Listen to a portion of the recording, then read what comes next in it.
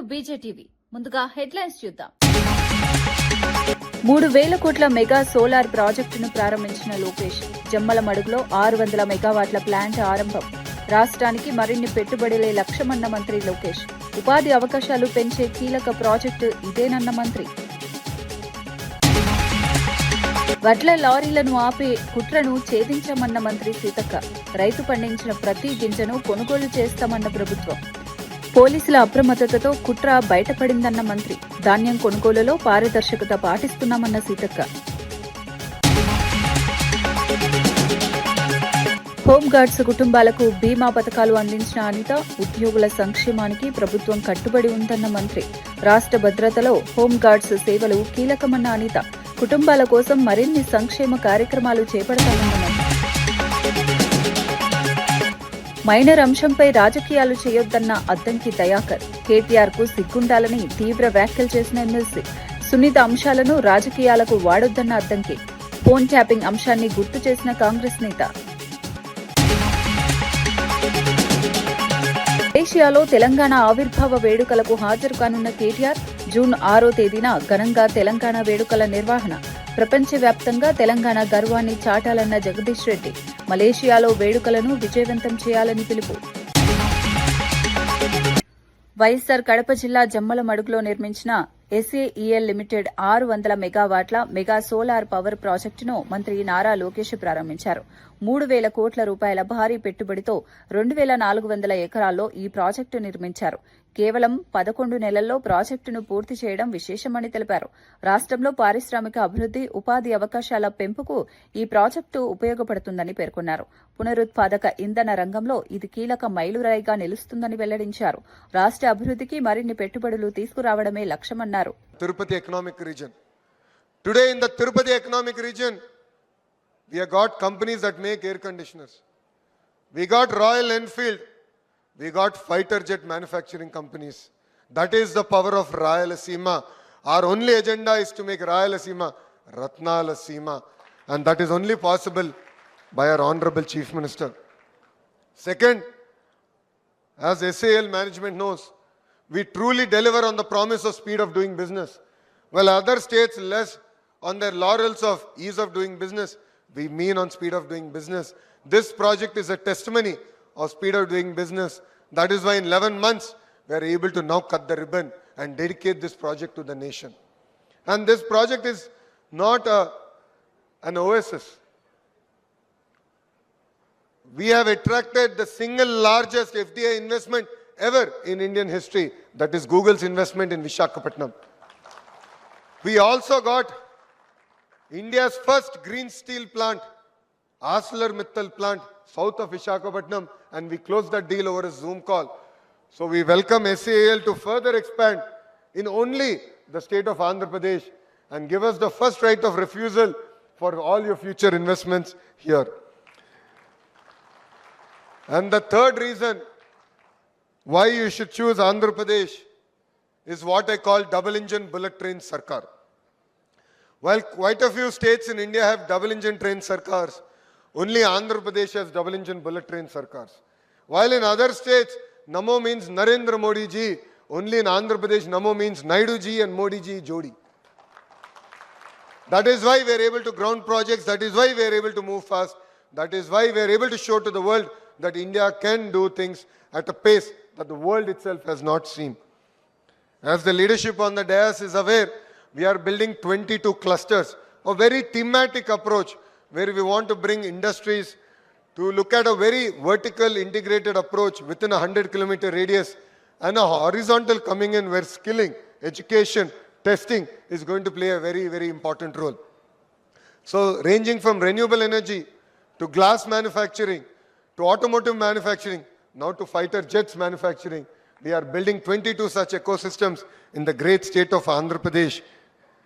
And I still remember my first interaction with the leadership of SAEL. It was very interesting that I met your employees at the Telecom Operators Association meeting.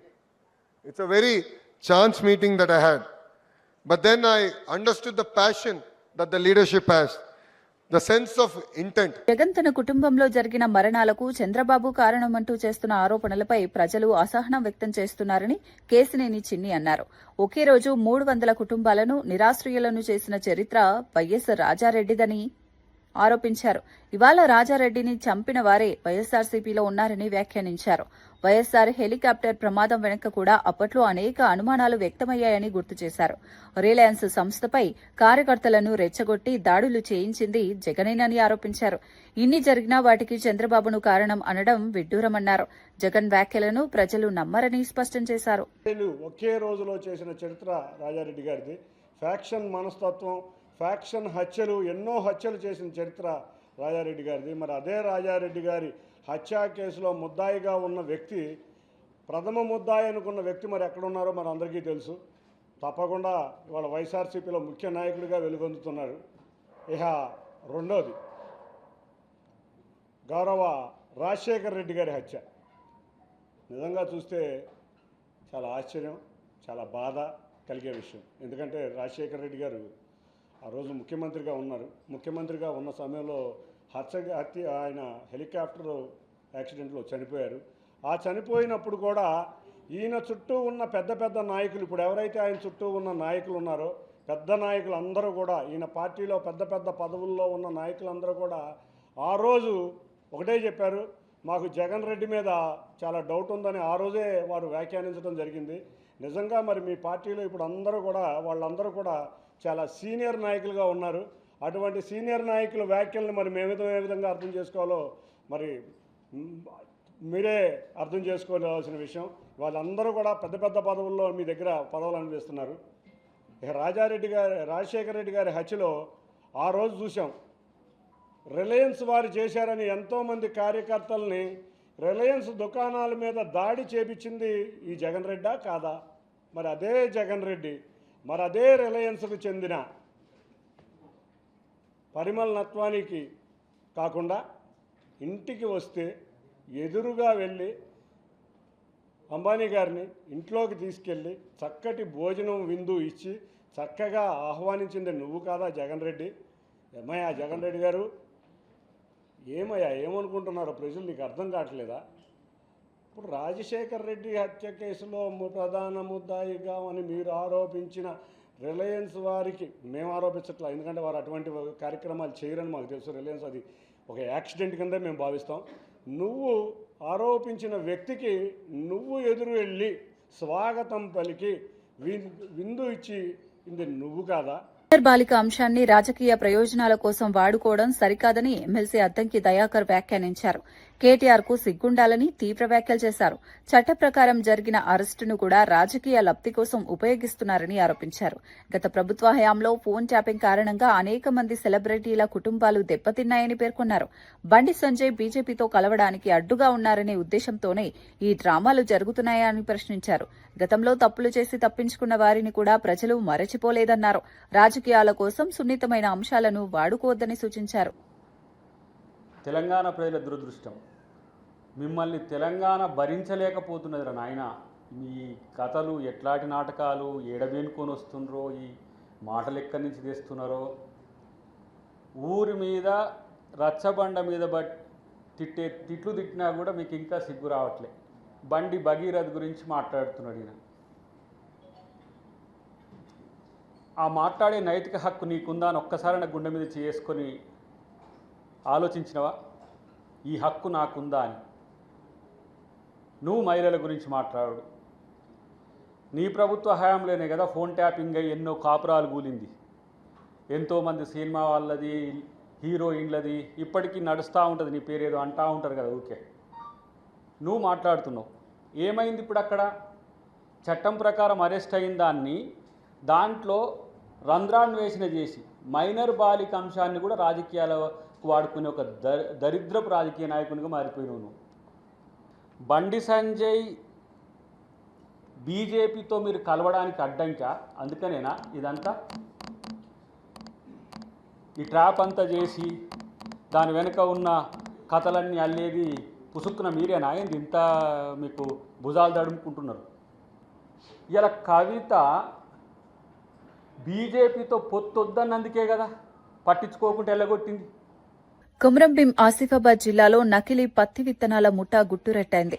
Sirpur you ప్రాంతంలో ₹1,00,000 విలువైన 5.45 క్వింటాళ్ల నకిలీ విత్తనాలను అధికారులు స్వాధీనం చేసుకున్నారు. వాహన తనిఖీల్లో 152 ప్యాకెట్లు పట్టుబడ్డాయి. వ్యవసాయ శాఖ అధికారులు పరిశీలించగా ప్రభుత్వ అనుమతులు, క్యూఆర్ కోడ్ లేని విత్తనాలను గుర్తించారు. కేసు దర్యాప్తులో భాగంగా మరిన్ని విత్తనాలను స్వాధీనం చేసుకున్నారు. 2 నిందితులను అరెస్ట్ చేసి రిమాండ్కు తరలించారు. రైతులు గుర్తింపు పొందిన దుకాణాల నుంచే విత్తనాలు కొనుగోలు చేయాలని ఎస్పీ నితికా పంత్ సూచించారు. రైతులు అప్రమత్తంగా ఉండాలని అధికారులు హెచ్చరించారు. అంటే hologram, QR code, lot number, batch number అన్ని డీటెయిల్ ఐడెంటిఫికేషన్ మార్క్స్ లేవు.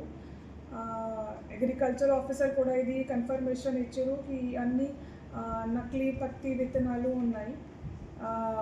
ఇంకా ఫర్దర్ అది డిఎస్పీ అశోక్ మార్గదర్శనంలో ఫర్దర్ దర్యాప్తు చేశారు. వాళ్ళ ఇంటరోగేషన్ అప్పుడు ఇంకా ఇన్ఫర్మేషన్ వచ్చింది మన దగ్గర.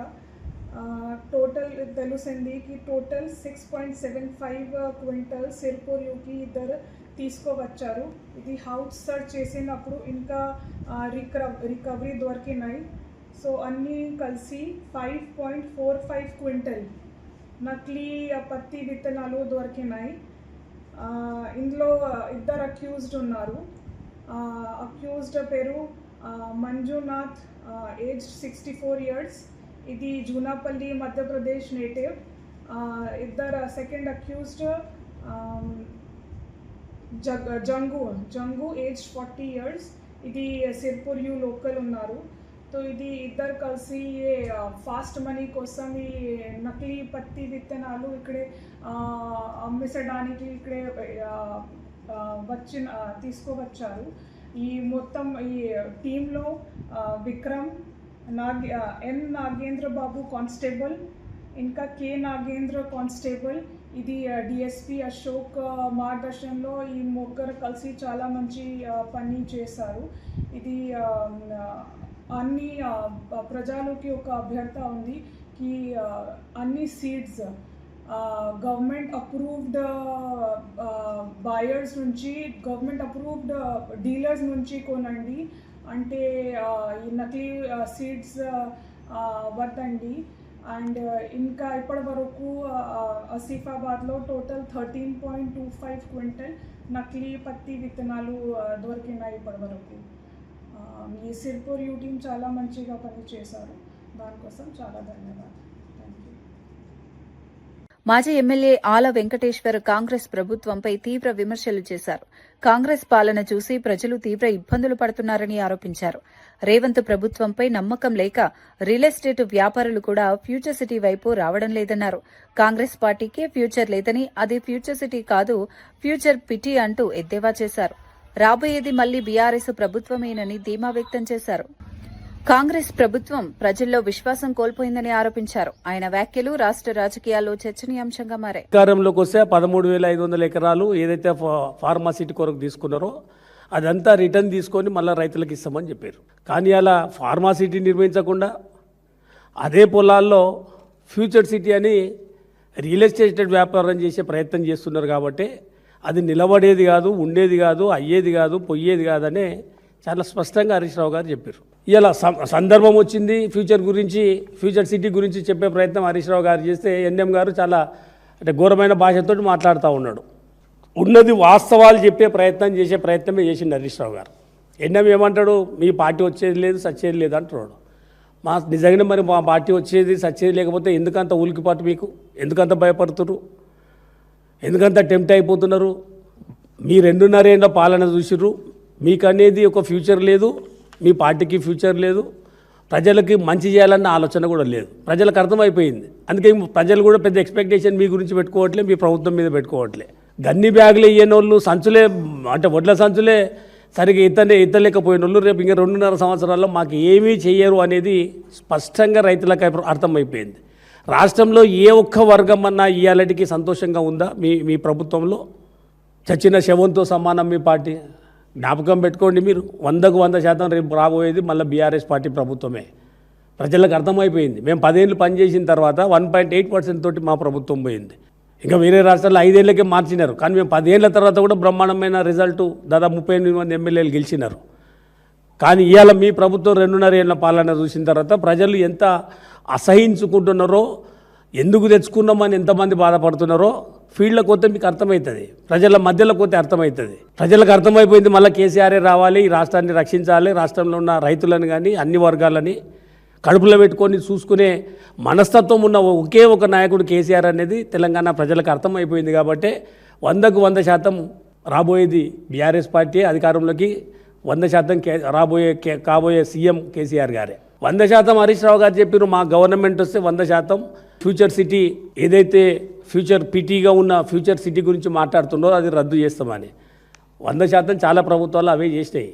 నిన్నగాక మొన్న కేరళ విశాఖపట్నంలో హోంమంత్రి వంగలపూడి అనిత చేతుల మీదుగా హోంగార్డ్స్ కుటుంబాలకు ఉచిత ఆరోగ్య బీమా పాలసీల పంపిణీ కార్యక్రమం జరిగింది.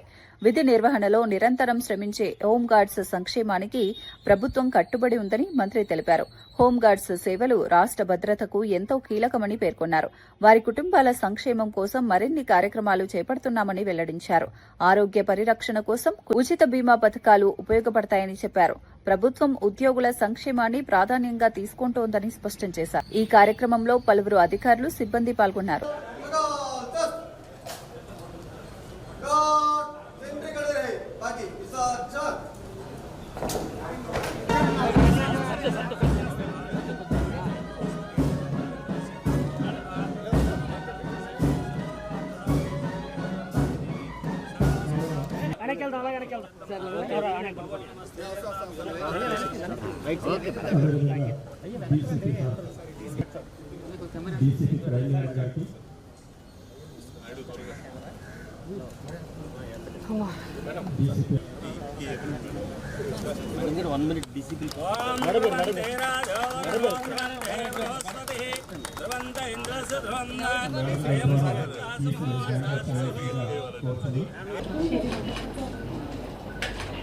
గుడ్ ఏం పేరు నీ పేరు? ఏం పేరు నీ పేరు? అరే పోలీసు వాళ్ళ పిల్లలు గట్టిగా ఉండాలిరా, భయపడకూడదు. లేదు లేదు పర్లేదు, తీసుకోమ్మా తీసుకో సార్.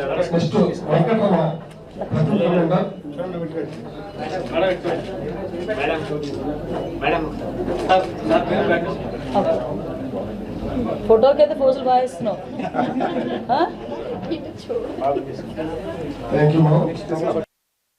మా సిపి గారి టీంకి, డీసీపీలకి, ఏసీపీలు అందరికీ కూడా వాళ్ళ కృతజ్ఞతలు తెలియజేసుకోవడం, ఆ మంచి కార్యక్రమంలో నేను కూడా పాలు పంచుకునే ఒక మంచి అవకాశం కలిగినందుకు నిజంగా చాలా సంతోషంగా ఉంది, చాలా ఆనందంగా ఉంది.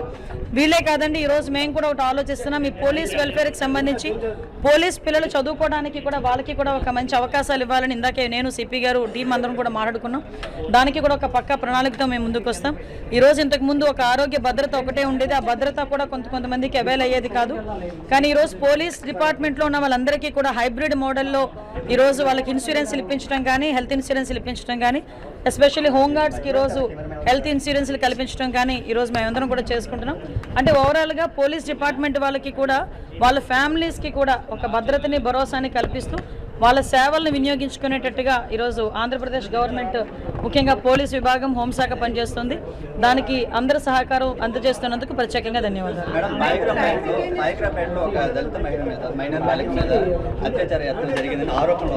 ఎస్, దయచేసి మీరు ఆ ఒక్క విషయంలో ఆరోపణ అన్నందుకు మీకు చాలా ధన్యవాదాలు తెలియజేసుకుంటున్నాను. అక్కడ ఏం జరిగింది అన్నది మొత్తం డిపార్ట్మెంట్ వాళ్ళు చెప్పారు.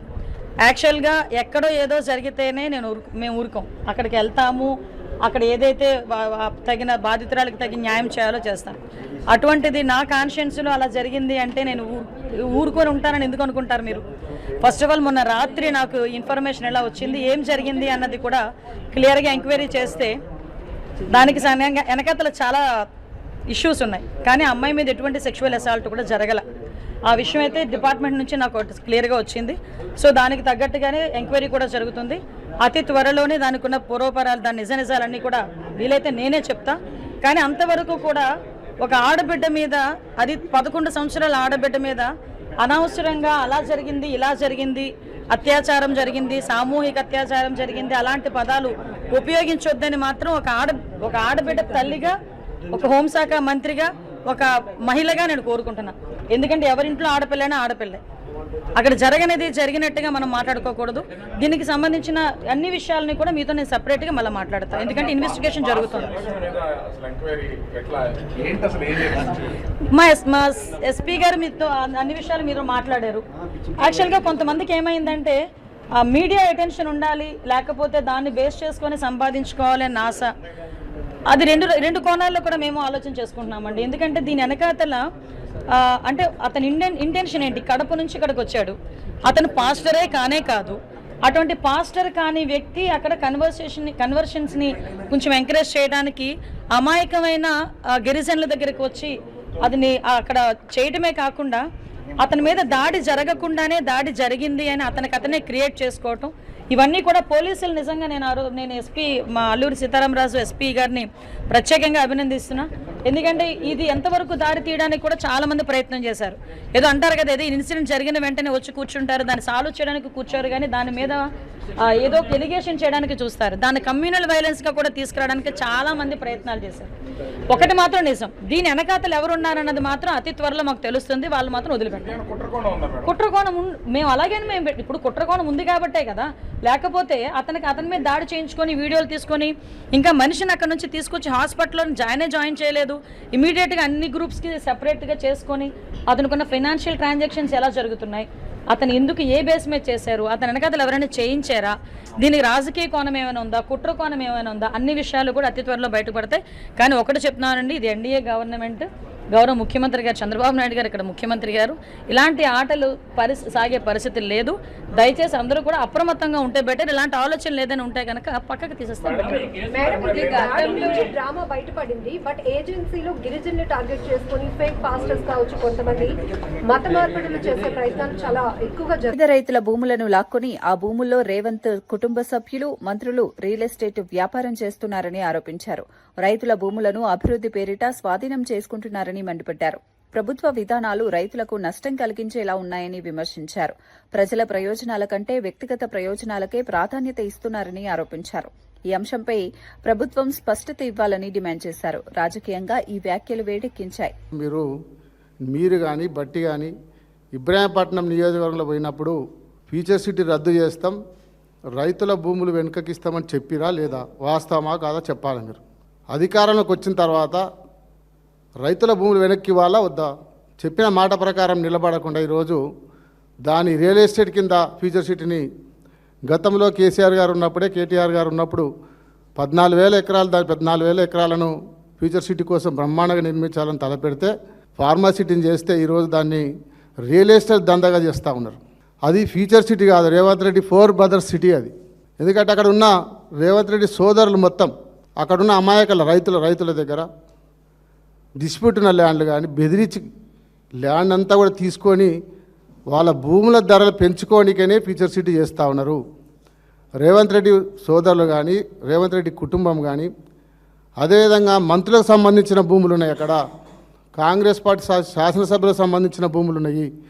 ఆ భూములన్నీ కూడా ధరలు పెంచుకోనికనే ఫ్యూచర్ సిటీ చేసారు తప్ప ఏదో దాన్ని ఫ్యూచర్ సిటీ చేసి డెవలప్ చేసి అక్కడ ఇండస్ట్రీలు పెట్టి యువతకు ఉద్యోగం కల్పించే ఉద్దేశం ఏమాత్రం కూడా లేదు. నేను ముఖ్యమంత్రి గారిని ఇప్పుడే ప్రశ్నిస్తూ ఉన్నా, ఇక్కడ క్యాబినెట్ ఉంది, ఇంతకుముందు చెప్పినట్టే ఒక శ్వేతపత్రం మీద చేయండి. ఎన్ని పెట్టుబడులు వచ్చినాయి ఫ్యూచర్ సిటీలో? ఈ 2.5 సంవత్సరాల్లో ఫ్యూచర్ సిటీలో ఎంత పెట్టుబడి వచ్చినాయి, ఎన్ని కంపెనీలు మొదలుపెట్టారు? నాకు తెలిసి ఒక్క కంపెనీకి ఏదో ఫౌండేషన్ వేసినాడు తప్ప ఒక్క కంపెనీ కూడా అక్కడ ఇండస్ట్రీ కూడా రాలేదు ఇంతవరకు. పోనీ ఇంతవరకు అయినా రియల్ ఎస్టేట్ అంటున్నారు కదా, రియల్ ఎస్టేట్లో ఎంతమంది లేఅవుట్కి పర్మిషన్ ఇచ్చారు? ఎన్ని హైరైజ్ బిల్డింగ్లకు ఇచ్చారు? విల్లా ప్రాజెక్టులకు ఏమైనా పర్మిషన్ ఇచ్చారా? ఒక్కదానికి కూడా ఒకటి మనోహర్ రెడ్డి గారు కాంగ్రెస్ పార్టీ ఎమ్మెల్యేకి సంబంధించిన మనోహర్ రెడ్డి రియల్ ఎస్టేట్కి సంబంధించి ఒక్క పర్మిషన్ ఇచ్చారు. ఎందుకంటే అక్కడ చాలా అప్లికేషన్ పెట్టినారు వాళ్ళు, కానీ ఎవరు కూడా ఏమీ లేదు. ఎందుకు ఇవ్వడం లేదు? 20 to 30% వాళ్ళకి కమిషన్ ఇవ్వాలి. కమిషన్ ఇస్తే తప్ప పర్మిషన్లు ఇవ్వరు. ల్యాండ్ కన్వర్షన్ కూడా 30% ఇవ్వాలి, అప్పుడే ల్యాండ్ కన్వర్షన్ జరుగుతుంది. మరి మీరు వాళ్ళ కమిషన్. జూన్ 6వ తేదీన మలేషియాలో తెలంగాణ రాష్ట్ర ఆవిర్భావ దినోత్సవ వేడుకలను ఘనంగా నిర్వహిస్తున్నట్లు మాజీ మంత్రి జగదీష్ రెడ్డి వెల్లడించారు. ఈ కార్యక్రమానికి బీఆర్ఎస్ వర్కింగ్ ప్రెసిడెంట్ కేటీఆర్ ముఖ్య అతిథిగా హాజరవుతున్నారని తెలిపారు. ఇటీవల అమెరికాలోని డల్లాస్లో నిర్వహించిన తెలంగాణ ఆవిర్భావ వేడుకలు విజయవంతమయ్యాయని గుర్తు చేశారు. పెద్ద సంఖ్యలో తెలంగాణ ప్రజలు పాల్గొన్నారని చెప్పారు. అదే తరహాలో మలేషియాలో కూడా కార్యక్రమాన్ని విజయవంతం చేయాలని పిలుపునిచ్చారు. ప్రపంచవ్యాప్తంగా తెలంగాణ ఆవిర్భావ వేడుకలను జరుపుకోవడం గర్వకారణమన్నారు. తెలంగాణ ఆత్మ గౌరవాన్ని ప్రపంచానికి చాటాలని పేర్కొన్నారు. మొదటి రోజు నుండి కూడా ఈ ప్రభుత్వం ప్రజలు చేస్తున్న ద్రోహాలకు, ప్రజలపై చేస్తున్న దుర్మార్గాలకు వ్యతిరేకంగా ప్రజల తరఫున నిలబడి కొట్లాడుతున్న బీఆర్ఎస్ వర్కింగ్ ప్రెసిడెంట్ కేటీఆర్ గారిని కూడా తప్పకుండా వారైనా వచ్చి మమ్మల్ని అడ్రస్ చేయాలని చూస్తున్న ప్రజలు మరి పెద్ద ఎత్తున కేటీఆర్ గారిని ఫాలో అవుతూ ఉన్నారు. దాంట్లో భాగంగానే మనం డల్లాస్ వెళ్ళినప్పుడు చూసినాం, మొత్తం అమెరికా చరిత్రలోనే ఒక భారతీయ నాయకుడు వస్తే అంత పెద్ద ఎత్తున ప్రజలు హాజరైన సందర్భం చరిత్రలో ఎప్పుడు కూడా లేదు. ₹1 ఖర్చు లేకుండా మొత్తం అమెరికా నలుమూలల నుంచి ఎంత దూరం అయినప్పటికీ, ఎంత వ్యయప్రయాసాలు ఉన్నప్పటికీ కుటుంబాలతో సహా పిల్లల్ని కూడా వెంటబెట్టుకొని వచ్చి ఆ కార్యక్రమాన్ని విజయవంతం చేసిన విషయం మనం చూసినాం. తెలంగాణ ఆవిర్భావ దినోత్సవాన్ని అప్పటి నుండి డిమాండ్ ఉంది. ఒకవైపు యూకే రావాలని, ఆస్ట్రేలియా రావాలని, మలేషియా రావాలని, ఇంకా ఇతర దేశాలకి రావాలని చెప్పి, సరే ఇక్కడ నిరంతరం పోరాటం అవసరమైతే ఉంది. సో ఇవన్నీ చూస్తూనే మరి అక్కడ కూడా తప్పకుండా ఆ మిత్రులను కూడా సంతృప్తిపరచాల్సిన అవసరం ఉంది, వాళ్ళని కూడా చూసుకోవాల్సిన అవసరం ఉంది. కాబట్టి వాళ్ళు ఇతర దేశాల్లో ఉన్న ప్రతిరోజు తెలంగాణలో ఉన్నట్టుగానే లైవ్గానే ఉంటున్నారు. మన దగ్గర కంటే వాళ్ళకి తొందరగా వార్తలు చెప్తాయి, ఇక్కడ ఏం జరుగుతుంది, రాష్ట్రం ఏం చేస్తుంది, కేంద్రం ఏం చేస్తుంది అనే విషయాల్ని అన్నిటి కూడా ఎప్పటికప్పుడు వాళ్ళు. ప్రభుత్వం కొనుగోలు చేసిన వడ్లను రైస్ మిల్లులకు తరలించకుండా కొందరు లారీలను అడ్డుకునే కుట్ర పన్నారని మంత్రి సీతక్క ఆరోపించారు. పోలీసుల సమయస్ఫూర్తితో ఆ కుట్రను ఛేదించామని తెలిపారు. రైతు పండించిన ప్రతి గింజను కొనుగోలు చేసే బాధ్యత ప్రభుత్వానిదేనని స్పష్టం చేశారు. ధాన్యం సేకరణలో రైతులకు ఎలాంటి ఇబ్బందులు కలగకుండా గన్ని సంచులు అందిస్తున్నామని చెప్పారు. రైతుల నుంచి వచ్చే ఫిర్యాదులపై అధికారులు వెంటనే స్పందిస్తున్నారని పేర్కొన్నారు. కొనుగోలు ప్రక్రియను పారదర్శకంగా నిర్వహిస్తున్నామని తెలిపారు. రైతుల ప్రయోజనాలే ప్రభుత్వ లక్ష్యమని వెల్లడించారు. జిల్లాలో ఇప్పటి వరకు పెద్దగా డిస్టర్బెన్స్ కాకుండా రైతులు ఓపికతో ఉన్నారు.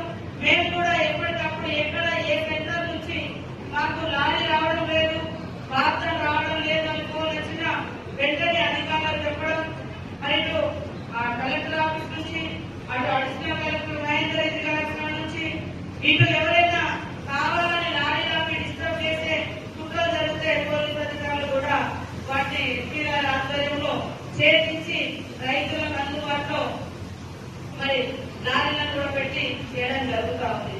కాబట్టి ఒక్కొక్కసారి చిన్న చిన్న లోపాలు జరుగుతుంటాయి, కానీ వాటి ప్రతిదాన్ని రాజకీయం కోసం కాకుండా ప్రజలకు ఉపయోగపడే మెరుగైన సూచనలు సలహాలు ఇస్తే బాగుంటుంది. కాబట్టి ఈరోజు ములుగు జిల్లాలో ఇప్పటి వరకు మనం మంచిగా ధాన్యాన్ని కానీ మొక్కజొన్నలు కానీ కొనుగోలు చేసుకోగలిగినాం. రైతులు ఇబ్బంది కాకుండా ఎక్కడైనా నాణ్యత కూడా వెంటనే వాటన్నింటినీ కూడా కొనుగోలు చేయడానికి మరి మనం అన్ని సర్వం సిద్ధం చేసుకొని అదనంగా మరి కొనుగోలు కూడా ఇంకా మనకి ఎక్కువ క్వాంటిటీ కొనే విధంగా కూడా ఆర్డర్స్ బాయిల్ రైస్ వాటికి సంబంధించి కూడా మరి మొన్ననే అదనంగా పర్మిషన్ కూడా ఇవ్వడం జరిగింది. ఇక్కడ సర్పంచులు, అదేవిధంగా మా మహిళా సంఘం సభ్యురాలు, అదేవిధంగా మా అధికారులందరికీ దయచేసి మొన్న మనము చదువులో నిన్న ఒక అర్థం చెప్తున్న నాకు ములుగు జిల్లాలో రైతుల పరిస్థితి దారుణంగా మారిందని రెడ్కో మాజీ చైర్మన్ వై సతీష్ రెడ్డి ఆరోపించారు. కొనుగోలు కేంద్రాలు, మిల్లర్లు తరుగు పేరుతో రైతులను మోసం చేస్తున్నారని మండిపడ్డారు. రైతులు అప్పులు చేసి పంటలు పండించినా అకాల వర్షాలతో నష్టపోయారని చెప్పారు. ఇలాంటి సమయంలో కాంగ్రెస్ ప్రభుత్వం అండగా నిలవాల్సింది పోయి గాలికొదిలేసిందని విమర్శించారు. కొనుగోలు కేంద్రాల వద్ద 15 కిలోల వరకు కటింగ్ పెడుతున్నారని ఆరోపించారు. రైతును రాజు చేస్తామని చెప్పిన ప్రభుత్వం రైతులను బికారులుగా మార్చిందన్నారు. రైతుల సమస్యలను వెంటనే పరిష్కరించాలని డిమాండ్ చేశారు. సరే కష్టాలు పడి వాళ్ళు పంట పండించుకుంటే ఈరోజు పంట కొనే దిక్కులేడు. ముఖ్యంగా ములుగులో ఇక్కడ మంత్రి ఉన్నారు, మేడం మినిస్టర్ ప్రతిపక్షంలో ఉన్నప్పుడు ఏం మాట్లాడింది? రైతుల కోసం కన్నీరు పెట్టినట్టు మాట్లాడి ఇంత జాలి చూపించి ఓట్లు అడిగారు, వేయించుకున్నారు, అధికారంలోకి వచ్చారు, మంత్రి అయ్యారు. మరి ఇప్పుడు ఏం జరుగుతుంది? ఇక్కడ ఏ రోడ్డుకు పోయినా 1000 ఎకరాలలో పండించిన వడ్లు రోడ్ల మీద ఉన్నాయి, 1000 ఎకరాలలో పండించిన మొక్కజొన్న రోడ్ల మీద ఉన్నాయి. గన్నీ బ్యాగులకి దిక్కు లేదు. అమరావతిలో నిర్మిస్తున్న ఐకానిక్ భవనాలపై మంత్రి అచ్చెన్నాయుడు ఆసక్తికర వ్యాఖ్యలు చేశారు. సాధారణ భవనాలకు అమరావతిలో నిర్మిస్తున్న ఐకానిక్ భవనాలకు తేడా ఉండదా అని ప్రశ్నించారు. సాధారణ రోడ్లకు అమరావతిలో వేస్తున్న ఆధునిక రోడ్లకు కూడా స్పష్టమైన తేడా ఉంటుందని పేర్కొన్నారు. అమరావతిని అంతర్జాతీయ ప్రమాణాలతో అభివృద్ది చేయాలన్న లక్ష్యంతో ప్రభుత్వం ముందుకు వెళ్తోందన్నారు.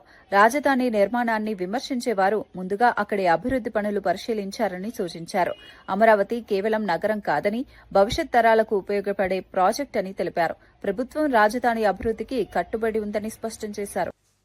నువ్వు కట్టిన ప్యాలెస్కి పేదవాడు కట్టిన ఇల్లుకి ఒకేలాగా రేటు ఉంటుందంటే దానికి అర్థమే ఉంది. గ్రామీణ ప్రాంతాలు వేసిన రోడ్డుకి, నేషనల్ హైవే రోడ్డుకి, 4 lanes రోడ్డుకి, 6 lanes రోడ్డుకి పక్కన అన్ని ఫెసిలిటీస్, గ్యాస్ పైప్ లైన్స్ అన్నీ వేసినటువంటి రోడ్స్కి ఒకేలా కట్టి ప్రజల్లో అయోమయాన్ని క్రియేట్ చేస్తున్నాం. దాన్ని కూడా వదలం, అన్నీ చెప్తాం.